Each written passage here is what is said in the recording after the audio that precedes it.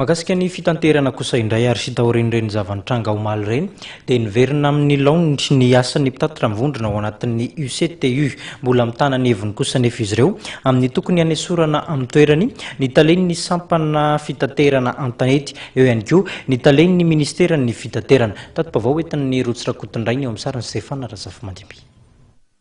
Nitsahatra ny fitokonana izay nataon'ny vondrony mpitatitra an-drenivohitra na ny UCTU, Niverina nanohy ny asany avokoa araka izany ireo mpitatitra an-drenivohitra ary feno fiarabe mpitatitra olona ny arabeny tamin'ny androany.